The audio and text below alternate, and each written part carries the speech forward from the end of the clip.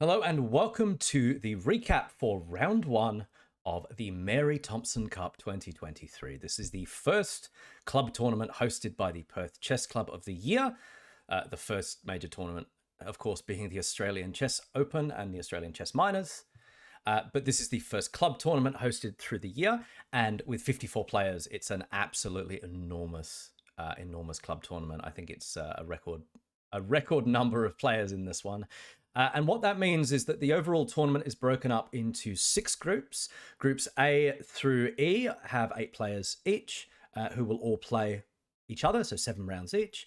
And Group F has more players, but they'll play a Swiss-style tournament. So instead of being predetermined, they'll play players each round based upon their cumulative performance over the entire tournament. I am in Group D, along with 7 other equally strong players. And in my first round, I was playing against the junior player, the young Kerr. Now, I've never played against Carter. I know nothing about Carter's play style, other than the fact that he has a reputation and everyone is very intimidated by him. I did play Lennon, which is Carter's brother, in the Australian Minors. And that was a very interesting game that I have yet to make a recap for. But anyway, what I'd like to do is jump straight into this game. I realize I've been talking for a minute. Let's jump straight into the game. I did no preparation for this game whatsoever. And I had the black pieces and Carter opened with e4. Okay, so being that I had no preparation in mind for this, I decided to fall back on a favorite, an opening that did very well for me during the Australian Minors, which is the Caro-Kann. So c6, my opponent plays d4, taking the center entirely. And here we play d5. And this is the starting position for the Caro-Kann. If you've seen other videos I've done, for example, my game versus Seamus Byrne, the first round of the Australian Chess Minor, you'll know that we played an opening very similar to this, and we actually follow a very similar line in this game. But if you're not familiar with this position and you want to know just a little bit about the Caro-Kann, effectively, white has a number of viable options here. White can push this pawn to e5, which is the advanced variation. White can capture this with d5. So e captures d5, and then after c captures d5, we enter what's called the exchange variation. Knight to c3 here leads to the mainline classical variation, where black will capture on e4. And there's a whole bunch of theory there that we don't need to explore in this game. There's also the really interesting f3, the fantasy variation, which is just really, really dangerous and you can't underestimate as either color. It can backfire in spectacular fashion. There's also knight d2. Knight d2 and knight c3 largely transpose the same lines. Anyway, what I knew in this, what happened in this game is that my opponent played e5, pushing the pawn forward, the advanced variation. And the main line here, by a long shot, is bishop f5. And I think if you gave this position to most Caro-Kann players, bishop f5 comes on the board immediately.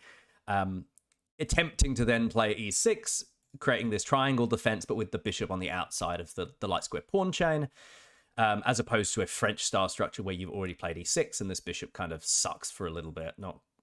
That's not how bishops move. That's how bishop moves. There we go. I don't play the main line. I don't play the main line of this with bishop f5. I play the immediate c5, putting pressure on white, not allowing white to just disperse this tension in the center.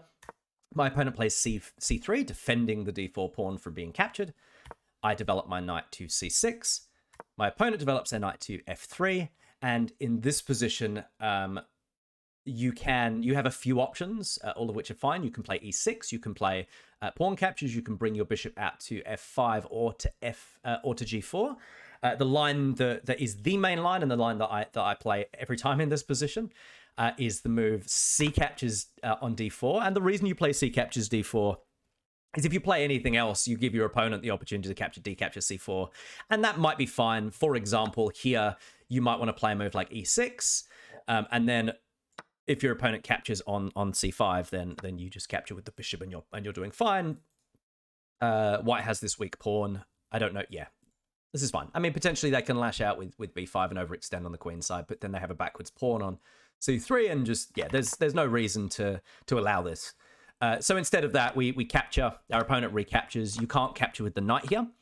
For anyone who might be wondering if you can capture with the knight putting pressure on, no, it drops the e5 pawn, And that is a free pawn. That is a very significant asset for white to lose so early. They now have 0 center pawns, and black has 2 center pawns, and that I haven't got the engine running, but that would make what I imagine to be quite a substantial difference to the evaluation here, unless there's a very, very specific engine line that I don't know here. Anyway, my opponent doesn't blunder that, and it captures. C captures on d4. And here we now develop bishop to g4, pinning the knight to the queen. I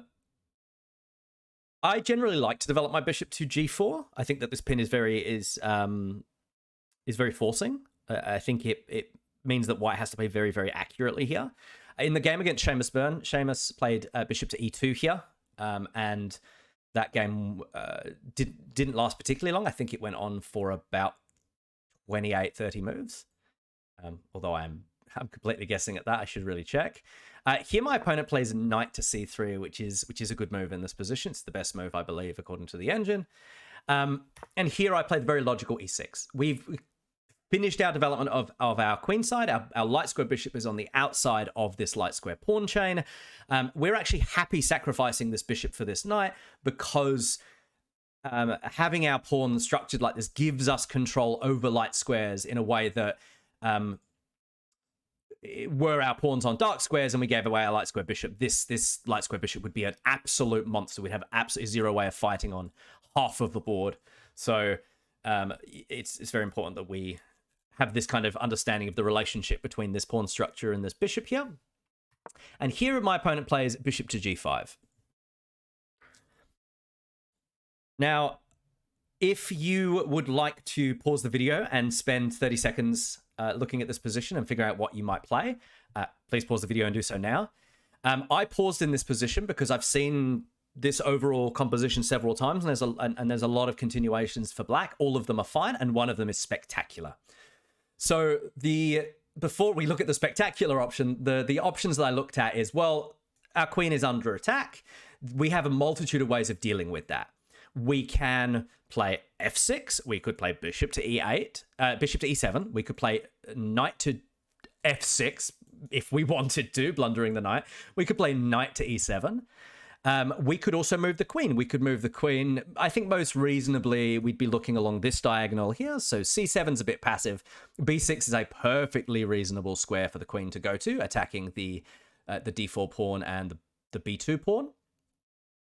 And also coming here to a5 with a somewhat, I think, a bit of a... Oh, I suppose... Yeah, look, okay, with a pin against the knight against the king, because the king's not safely developed, and potentially we follow up with a move like bishop b4, if that's allowed. However, if you've done your puzzles, and it's very hard to find these over the board, I think, unless you're always looking for these kind of interrelationships between pieces. Here we have to notice that the bishop is defended by the knight only, and the knight is only defended by the queen, or more specifically, the relationship between the bishop and our bishop and the opponent's queen is that there is only a knight in the way. And so whilst our queen is under attack, we can throw in the intermezzo, the waiting move, or the in-between move, sorry. Bishop captures on f3. Completely leaving your queen to die. And if you want to see this line to completion, if white continues and takes your queen on d8, you take their queen, and then you just mimic what they do. If they take your bishop, you can take the bishop with either the king or the rook. It doesn't matter, you're up a piece. If they retreat their bishop, then you retreat your bishop. And you're up a piece. You're just up a clean piece. And this is a really hard... this is a very easy tactic to fall into because it just seems like very natural development. The coordination of these pieces feels very natural. But this pin is not to be underestimated. It can be very, very dangerous. The pin against the queen in many ways is more dangerous than the pin against the king, I find sometimes. So either way, here we play the in-between move. Bishop captures on f3. My opponent decides to capture the bishop rather than letting the queens fall off the board.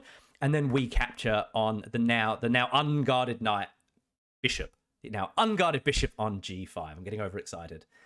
Okay. Now let's take stock of this position. We are up a piece. We are up a knight in this exchange. However, we haven't got any development on this side of the board.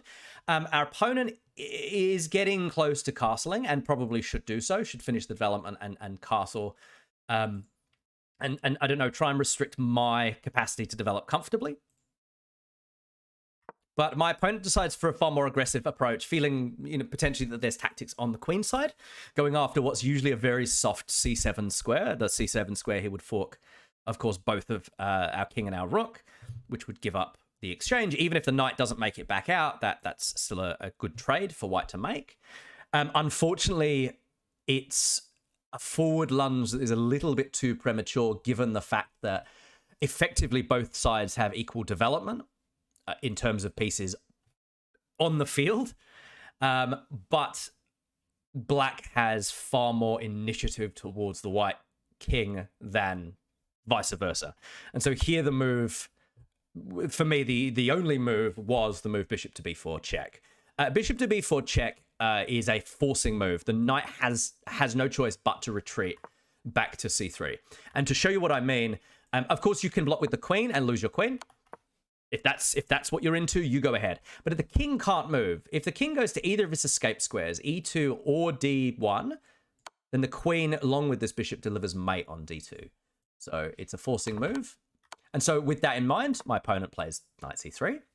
And here, it might seem like, well, okay, how do we penetrate this? How do we get through? How do we crack this? It's guarded by a pawn. If we take, they can just, re-solidify in the center.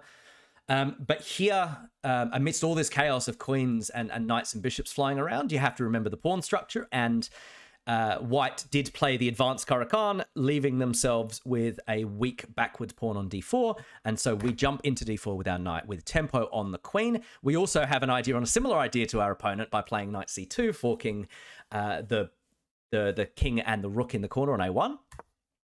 My opponent slides over to now attack the undefended knight. That piece is undefended for a second. It also moves the queen out of danger of this. It prevents any immediate mates with the queen on the back rank or on the second rank, and it defends against the knight infiltrating on c2. On c2. So this queen move was the only move. But here, of course, we can continue the attack and gobble another pawn. We are now up a piece and 2 pawns and 2 center pawns. I mean, this is the ideal structure, right? And here we're attacking the king, no mercy. If my opponent jumps out with the bishop, then I'm very happy to simplify down here. I'm very happy to continue my development and castle if I need to, and just be up a piece and convert down. Here my opponent decides to go king d2, deciding, do you know what, my king just doesn't need to be over there at the moment. Maybe we castle by hand. Maybe we attempt to run our king this way. Here, I actually spent, before I played the move knight f6, which was my move here, I spent a little bit of time in this position considering the tactical implications of this. There are checks here and here. There are checks here and here. There is a pin here. There is an open file here. This knight, we have to figure out if it wants to rotate this way or if it wants to rotate this way. Yeah, there's a lot of stuff to try and consider, and I think move order is really important in the way that we approach this. That being said, of course, this position is overwhelmingly winning for black. It's amazing how quickly these positions can fall apart on effectively one blunder, one piece blunder, and not particularly easy blunder to see at some levels. Here I play knight f6. I need more pieces attacking this king, and frankly, if I'm going to get 2 knights in the center, I'm going to put 2 knights in the center. My opponent attacks my bishop.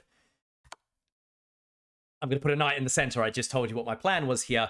Attacks against my bishop are secondary to attacks against your king. In chess, of course, a forcing move, or attack against the king being a check is a forcing move. It needs to be responded to. My opponent could, of course, capture with the queen and give up their queen. They can't take with the knight because of this pin. They could, of course, also... well, they can't take with the knight. They could, of course, just move their king to one of these squares. They do only have one of these squares to go to, and my opponent decides to go back to c3, getting out of this pin, getting out of anything along the e file. And here I spent just a minute or so calculating a simplification technique here with potentially a nice tactic tied in, which is the move bishop captures on e5.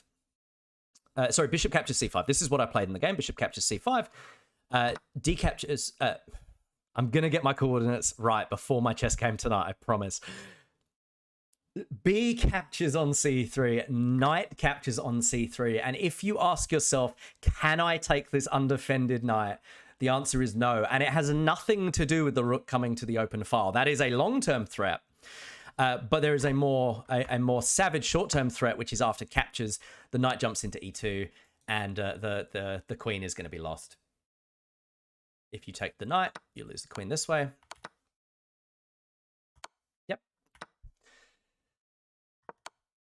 Anyway, my opponent plays the move f4, attacking my queen. It's very hard to find any resources in this position for white. Frankly, that the white king is completely swarmed. And here I found a lovely forcing sequence, which if my opponent doesn't follow it is a forced mate.